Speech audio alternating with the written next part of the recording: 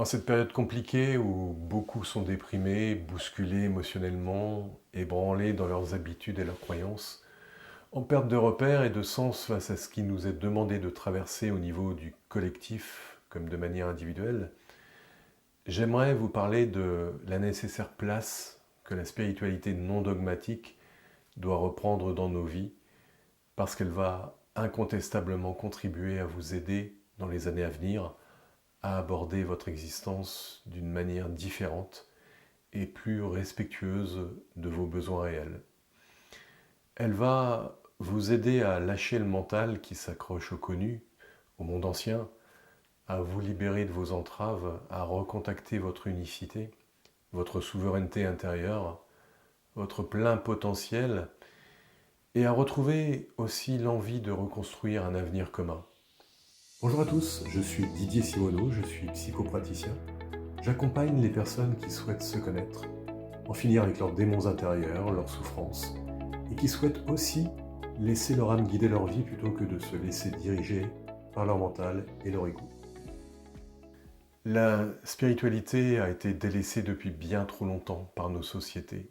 Notre éducation occidentale nous ayant fait croire à une recherche du bonheur exclusivement basée sur l'individu égocentré, le matériel, l'argent, nous dissociant de notre environnement, de la nature et de notre essence véritable, dans un souci, il faut bien le dire, de nous rendre soumis et dépendants d'un système. Il est temps aujourd'hui de changer ça. Alors je vais vous proposer une petite réflexion sur ce qu'on entend par spiritualité pour bien comprendre le message que je veux faire passer. La spiritualité n'est ni une croyance religieuse, ni un dogme, ni une doctrine figée. Elle transcende les cadres institutionnels et les concepts théoriques pour s'affirmer comme une expérience profondément personnelle et universellement accessible. Elle est cette ouverture intérieure où chaque être humain peut, à sa manière, entrer en contact avec l'essence du vivant, cette dimension métaphysique qui ne se perçoit pas avec les sens mais se ressent avec l'âme. Dans cette expérience, on découvre la pertinence d'un plus grand que soi, une force ou une conscience qui dépasse l'individu tout en l'embrassant. Elle invite à dépasser les limites de l'ego pour se reconnaître à sa place au sein d'un tout, vibrant et harmonieux. Se relier à cette dimension spirituelle, c'est s'autoriser à explorer les mystères de l'existence avec humilité et émerveillement. Ce n'est pas un savoir acquis ou une vérité imposée, mais une démarche intérieure qui révèle un ordre subtil et une intelligence inhérente à la vie elle-même. Dans ce processus, la personne accède non seulement à une connaissance plus profonde d'elle-même, mais aussi à une compréhension intuitive de la réalité immatérielle qui sous-tend l'univers.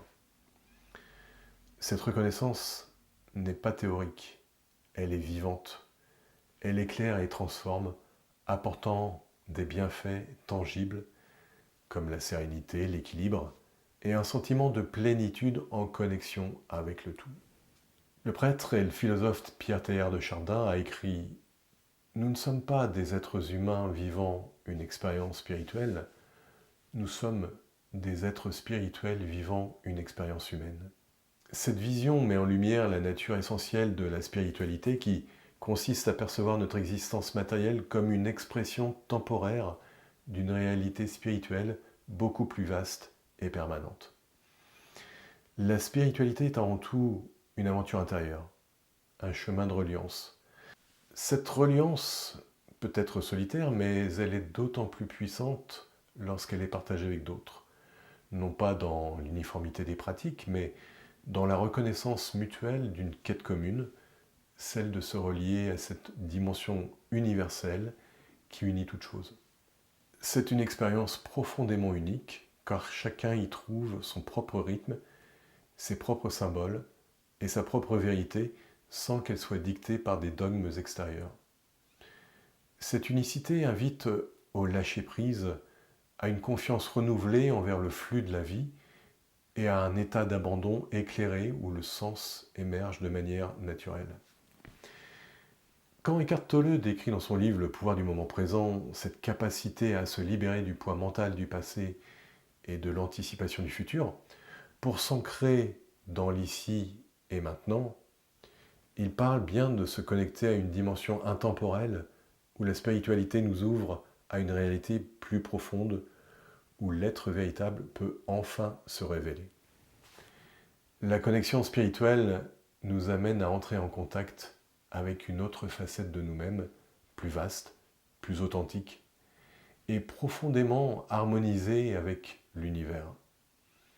Cette relation intime avec la dimension sacrée de la vie, quel que soit le nom qu'on lui donne, que ce soit Dieu, la source, etc., engendre une transformation subtile mais puissante de notre état intérieur.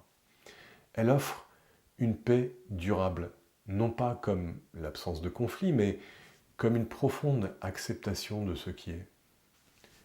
Cette paix favorise également une élévation vibratoire, une augmentation de notre niveau d'énergie qui rend plus accessible une vision élargie et détachée des événements de notre vie. Dans cette perspective, l'ego, avec ses résistances et ses stratégies de contrôle, apparaît comme un mécanisme à observer plutôt qu'à combattre. Comme l'a proposé Krishnamurti, l'enseignant spirituel indien, la liberté commence par l'observation. Observer sans condamner, sans juger, sans vouloir changer.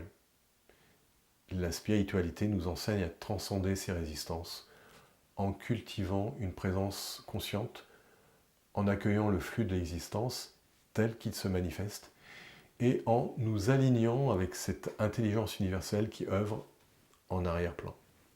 Enfin, la spiritualité, dans toute sa simplicité et sa grandeur, est une invitation à ressentir le battement même de la vie en chaque chose, y compris au cœur de nous-mêmes, nous connectant à la fois à l'universel et au divin à l'intérieur de soi, dans un même mouvement. Elle nous pousse à expérimenter toute notre nature et notre plénitude et nous montre que nous sommes non seulement des témoins de la vie, mais aussi ses participants actifs, à l'image de ce qu'a écrit le poète mystique soufi Rumi. Vous n'êtes pas une goutte d'eau dans l'océan, vous êtes l'océan dans une goutte d'eau. Prenez soin de vous.